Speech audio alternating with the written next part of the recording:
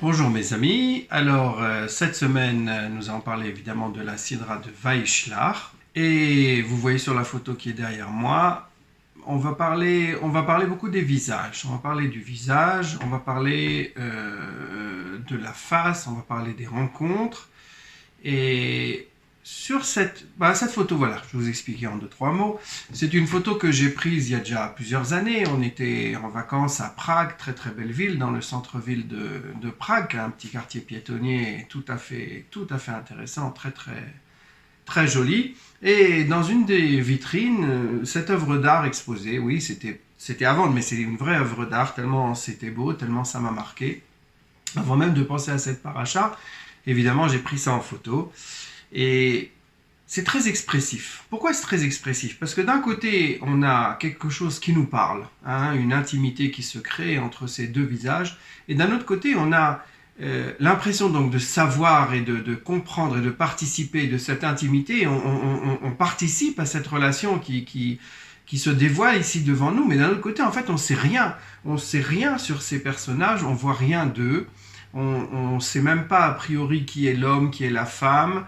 On peut peut-être avoir un petit indice. Il y en a un, celui de droite, il est peut-être un petit peu plus grand, son front est peut-être un peu plus dégarni, peut-être un peu plus carré, mais ce sont vraiment des indices, des petits détails. On n'est pas sûr, on est sûr de rien en fait. On voit même pas les yeux. Les yeux, on voit pas la bouche est fermée, les yeux ne nous regardent pas, les yeux sont fermés, les yeux, le reflet de l'âme, les yeux qui sont le reflet de l'âme, bien non, là on les voit pas. On a uniquement un regard sur la face. La face, dans le sens de la structure, dans le sens de l'infrastructure du visage, mais pas du visage complet. On n'a pas le visage complet, on n'a pas toutes les informations auxquelles on est habitué à se référer et qui nous parlent. On n'a pas une expression d'un regard, on n'a pas un sourire, on a juste l'infrastructure de la face.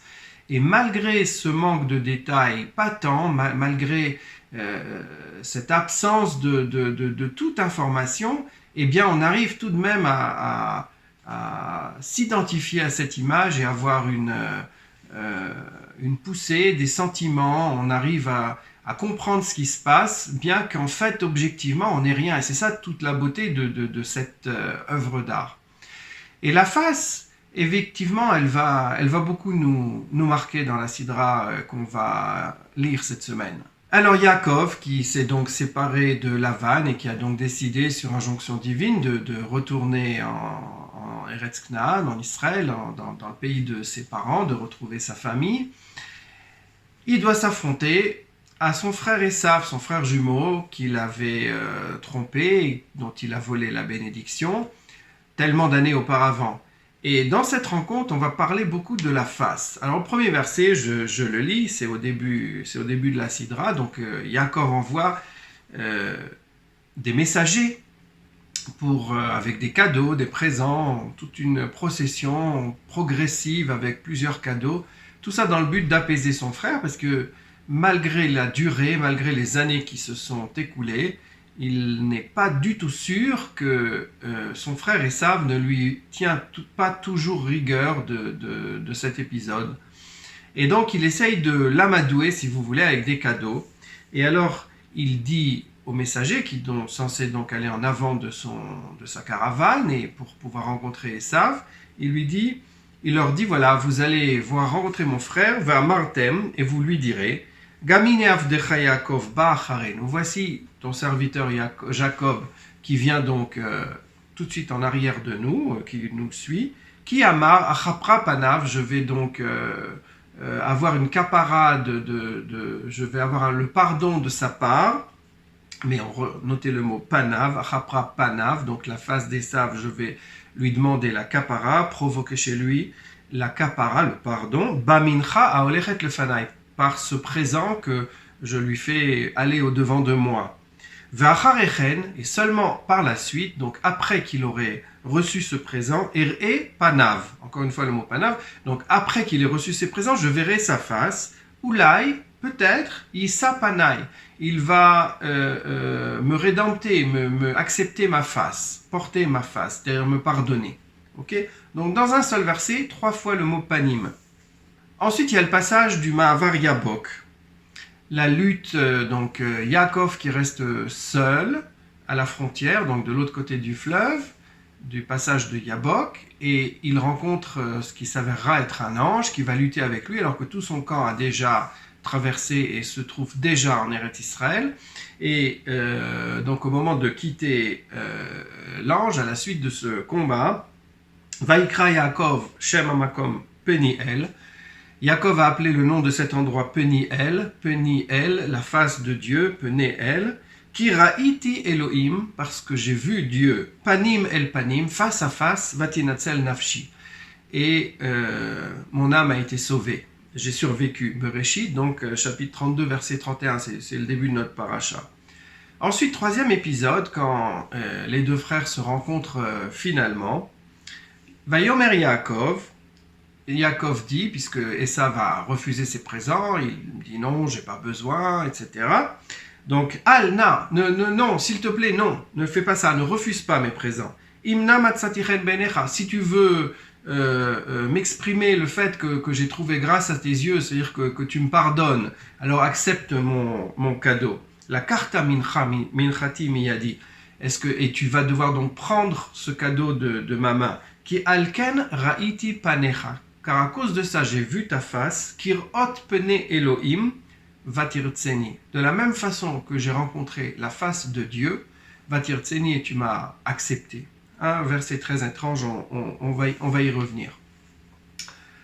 Mais en fait, Yaakov revient, après de longues années, on va tout de suite rentrer dans le détail, Yaakov revient, il rencontre son frère. Mais quand il voit son frère, qu'est-ce qu'il voit ? Qu'est-ce qu'il voit ? Ça veut dire quoi, voir son frère ? Yaakov et Esav, ce ne sont pas seulement deux frères, ce sont deux frères jumeaux. Il n'existe pas de proximité plus intense que les frères jumeaux. La jumélité, c'est l'intimité poussée à son paroxysme. Regarder son frère jumeau ou sa sœur jumelle, c'est en fait, d'une certaine façon, pratiquement la même chose que de se regarder soi-même dans le miroir. La relation est beaucoup plus intime qu'avec des frères issus de mêmes parents, mais qui ne sont pas nés ensemble et qui n'ont pas traversé les mois de gestation dans le même utérin en même temps. Hein. La relation de gémellité, c'est une relation beaucoup plus intime. On voit son frère ou sa sœur jumeau, et on a l'impression de se regarder soi-même. Donc en fait, ce que Yaakov il exprime à son frère en lui disant, en lui rappelant cette relation particulière qu'ils ont tous les deux, il lui dit, mais je suis toi, je suis une partie de toi. Il n'est pas normal, tu ne peux pas me vouloir du mal et me faire quelque chose de mal, parce que on est pareil, on est exactement les mêmes. Donc, c'est pas pensable que tu puisses encore m'en vouloir et vouloir me tuer après toutes ces années. Nous sommes les mêmes. Il accentue ce point commun dans son sens le plus fort, le point commun le plus fort qui puisse exister.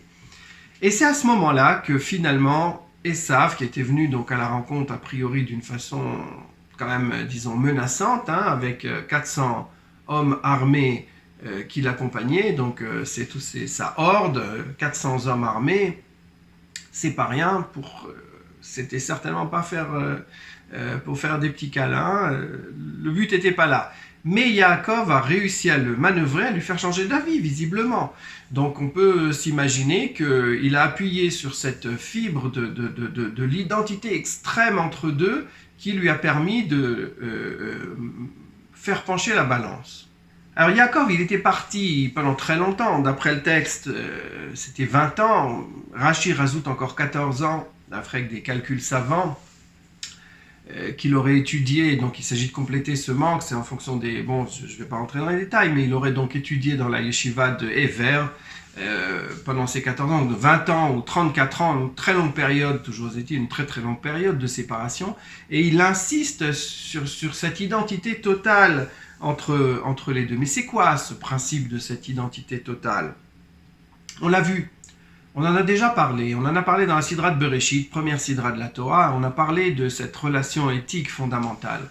On a parlé de ça et on a vu que l'homme et la femme, l'homme n'a pas trouvé de Ezer Kenegdo, d'aide face à lui, et il n'a trouvé de Ezer Kenegdo que à partir du moment où Dieu lui a mis une femme, sa femme, en présence de lui, et donc il a pu dire Etzem me atsamai ou besar mi besari. Elle était un os de mes os et de mes os et une partie de la chair de ma chair. Donc il a vu l'autre, il a vu la femme qui était face à lui et qui était en fait une partie de lui-même. Il a reconnu dans l'autre, ils étaient que deux, hein. Donc il y a moi et l'autre ou tous les autres, l'altérité totale. C'est l'inverse de la femme quand on la regarde, quand Adam a regardé la femme, Chava, Ève, c'était l'altérité totale, puisqu'il n'y avait personne d'autre, hein. Donc, il a réussi à reconnaître le même, et c'est à ce moment-là qu'il a senti Ezer Kenegdo. La relation éthique était fondée parce qu'il a mis le point, le doigt, l'accent sur l'identité entre eux deux. C'est-à-dire que elle est peut-être autre, elle est une femme, je suis un homme, elle est totalement autre. Il n'y a pas d'autre homme sur Terre et il n'y a pas d'autre femme sur Terre et nous sommes totalement différents, mais pourtant nous réussissons à nous rejoindre sur nos points communs. Et c'est ça la base de la relation éthique qu'on a vu dans la Sidrat Bereshit. Mais avant de continuer, on va tout de suite y revenir, mais je voudrais poser une petite question, une grande question. Quand on lit cette histoire, on lit ce récit, et finalement, Esav, il était en colère, c'est clair, il était en colère, c'était visiblement un personnage brutal, il a été trompé, on lui a volé la bénédiction de son père, il avait des raisons objectives d'en vouloir à son frère, il avait peut-être pas besoin d'avoir envie de le tuer comme le texte nous le souligne, mais toujours est-il qu'il a changé d'avis et ils ont réussi à faire la paix. Ben, quoi de plus heureux comme dénouement que deux frères qui s'étaient disputés et qui finalement se retrouvent et s'embrassent comme le texte nous le dit dans cet épisode. Mais on s'aperçoit quand on lit le texte avec le regard du Midrash, des sages du Talmud qui ont scruté chaque petit détail, eh bien ça ne se passe pas du tout comme ça dans la version qu'ils nous fournissent. Hein, la version du texte littéral, a priori, c'est peut-être pas devenu le personnage le plus sympathique du monde, mais toujours est-il que, oui, on peut le comprendre, et puis finalement, ils se réconcilient. Ben, pour les sages du Talmud, c'est pas du tout le cas. C'est cité dans Rashi, c'est cité à partir d'un texte ancien, évidemment, Halacha, donc un fait admis, Halacha, Esav sonné le Yaakov. Esav est dans une position de haine vis-à-vis de Yaakov. C'est un principe éternel directeur qui existe toujours, une halacha, quelque chose qui ne va jamais varier. C'est-à-dire, quelle que soit la situation dans laquelle va se trouver Esav, on va dire, il regarde Yaakov du regard de la haine. Voyons maintenant, par exemple, comment ça se passe. Alors, on a vu cette situation, la situation donc ils s'embrassent et ils se retrouvent, et ben oui, on peut dire, oui, Esav, il a changer d'avis et puis se réconcilier avec son frère. C'est a priori le sens obvi du texte. Hein. Eh bien non, nous dit le Midrash, qui est cité par Rashi, eh bien non, la discussion entre les sages, elle n'est pas de savoir si effectivement Esav, il a fait tchouva, il est revenu à de meilleurs sentiments de façon sincère, profonde, réelle, pas du tout. La discussion entre les sages est de savoir, est-ce que quand il l'a embrassé, il était hypocrite, il s'est rendu compte qu'il ne pouvait pas vraiment le vaincre, etc. Donc peut-être que pour ne pas faire de peine à son père, quelle que soit la raison, ça n'a aucune importance, mais il ne l'a pas embrassé de plein cœur, donc ça c'est une façon de voir le texte, il l'a embrassé, pourquoi ? Parce qu'au-dessus du mot « vaïshakeu », il y a des petits points dans le texte massorétique, dans la tradition, dans la façon traditionnelle d'écrire le texte biblique, il y a donc des petits points au-dessus de ce mot. Donc, Vaïshakeu, il l'a embrassé, mais avec des petits points. Les petits points qui viennent nous souligner, d'après le Midrash, que probablement ce n'était pas une embrassade totale et sincère. Une autre version de dire, c'est que, oui, effectivement, il l'a embrassé de façon totale ou sincère, mais c'était seulement à ce moment-là. C'était, de toute façon, Halacha, Esav sonnait le Yaakov. Mais à ce moment-là, il a eu une petite faiblesse dans sa haine. Et à ce moment-là, oui, il l'a embrassé de façon sincère, mais ce n'était que ce moment-là. Donc, les petits points qui viennent nous souligner, soit le fait qu'il n'est jamais sincère, même quand il l'embrasse, il n'est pas sincère, soit le fait que peut-être que là il est sincère, mais évidemment on a des petits points parce que c'est que à ce moment-là qu'il a été sincère. Toujours est-il que d'après la vision du Midrash, des sages du Talmud, non, Esav ne peut pas avoir fait pénitence, pas possible. Regardez, on va comparer par exemple avec Ishmaël, donc leur oncle, hein, le frère de leur père. Quand Abraham est mort, on va lire le verset, Vaikberu oto, Yitzhak veishmael banav. Les enfants, Yitzhak et Ishmaël, les enfants d'Abraham, l'ont mis en terre. Ok? Bereshit chapitre 25, verset 9. Et Rashi nous enseigne, suite au Midrash évidemment, Mikan, de là on déduit, chez Asa Ishmaël Tshuva. Ishmaël, qui a enterré donc son père en même temps que son frère Yitzhak, eh bien, il a fait Tshuva, il a fait pénitence, il est revenu à de meilleurs sentiments. Maintenant, on regarde un autre verset un peu plus loin, Yitzhak meurt, hein, et il s'agit donc pour lui aussi, pour ses enfants de l'enterrer. Qui sont ses enfants? Yaakov et Esav. Vaikva Yitzhak, Vayamot. Yitzhak est mort. Vayasef et Lamav, il s'est rassemblé à ses pères, donc il a perdu la vie. Zaken Usva Yamim, vieux et rassasié dans ses jours. Vaikberu Oto Esav et Yaakov Banav. Donc le même verset. Ses enfants, Esav et Yaakov, l'ont enterré, l'ont mis en terre.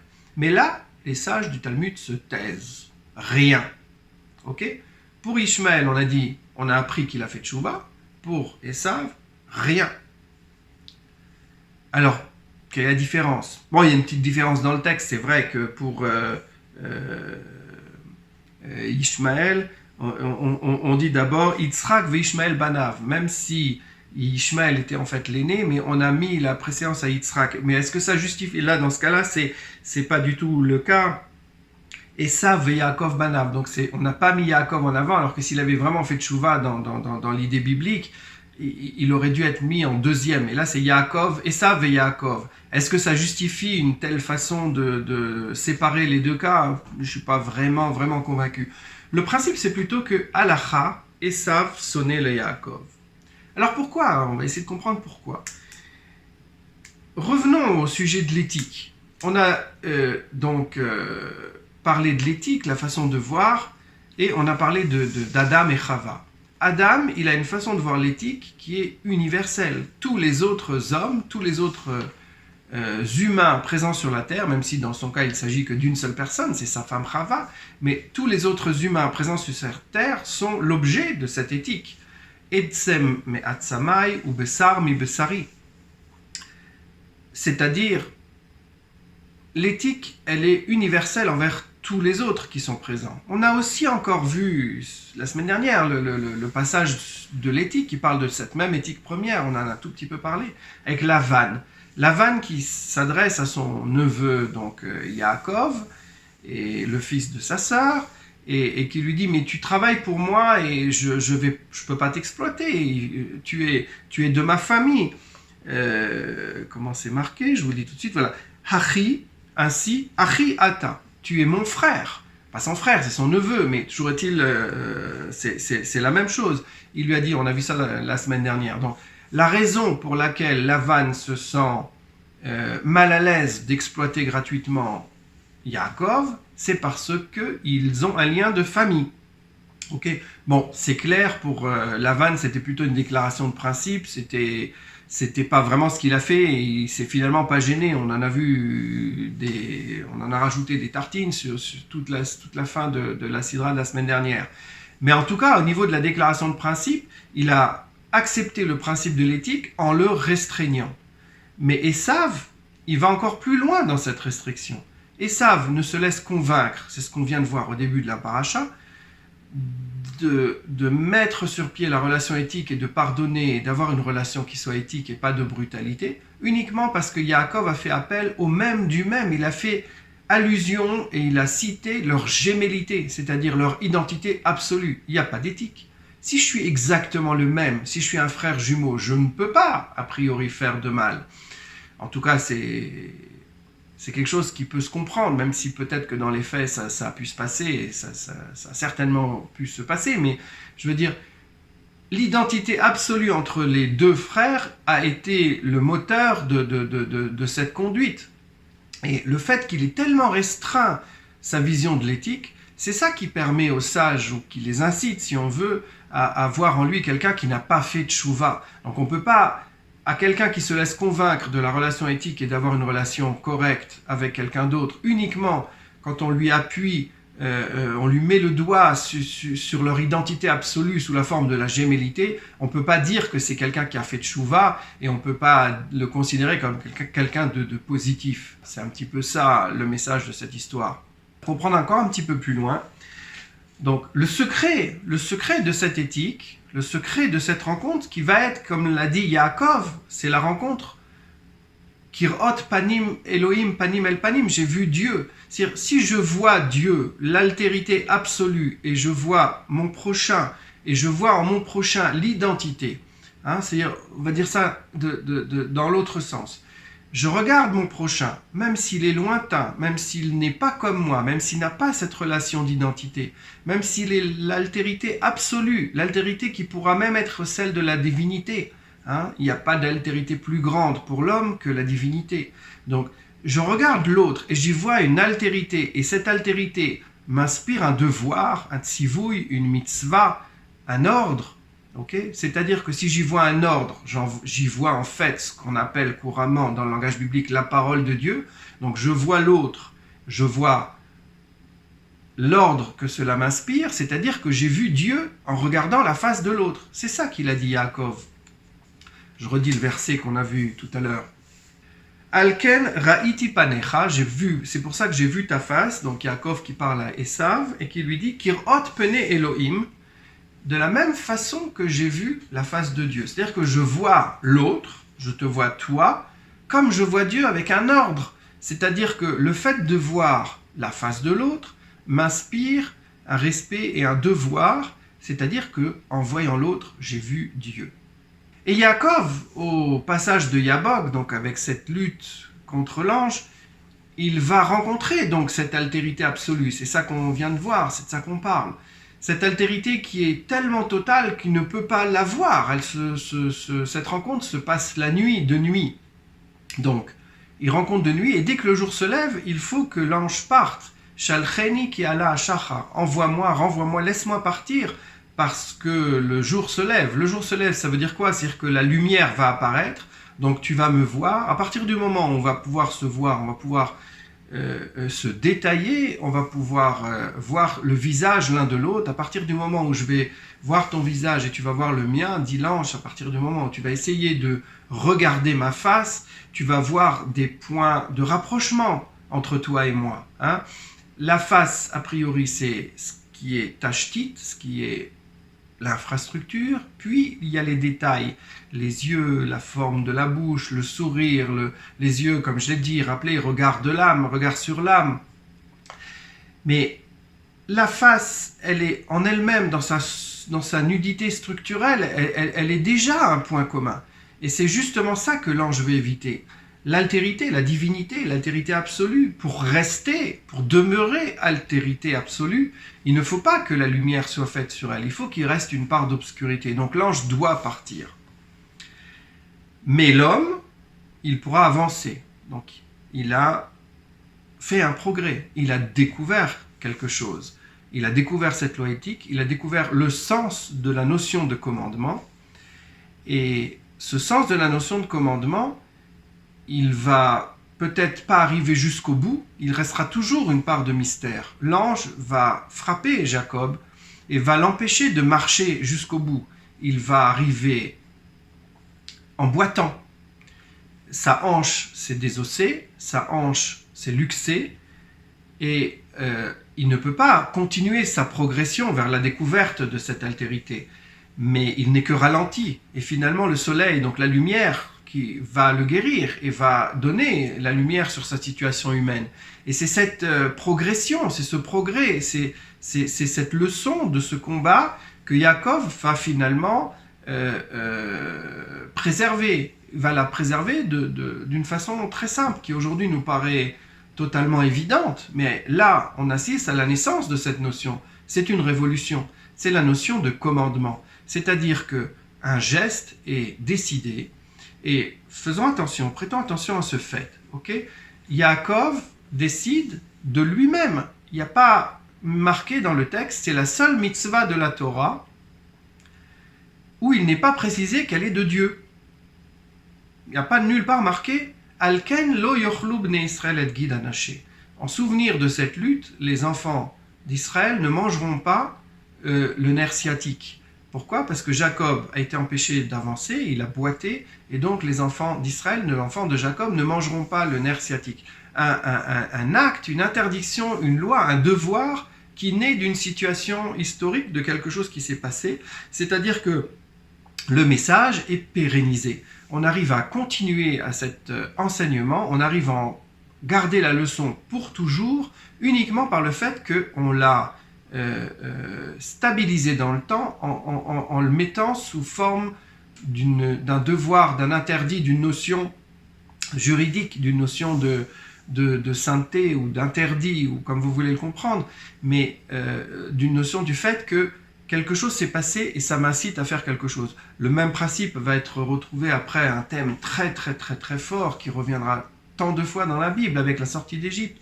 Comme tu t'es conduit, comme les Égyptiens se sont conduits, tu ne te conduiras pas. Tu dois, pareil, on a la leçon du geste de l'Égypte qui nous a marqués et on doit en tirer des conséquences pratiques. Ça, c'est le principe fondamental de la notion de mitzvah, de la notion de commandement. Et cette notion va nous éviter le besoin de revivre l'événement en permanence. On en tire une leçon, donc on n'a pas besoin de le revivre. La leçon reste, l'événement est passé, mais la leçon reste. Okay? Donc on a vu des choses très importantes cette semaine, très très importantes. On a vu cette notion de l'éthique, on a vu que l'éthique c'était de reconnaître l'altérité et d'y voir l'identité, mais pas de restreindre cette altérité à l'identité absolue du frère jumeau.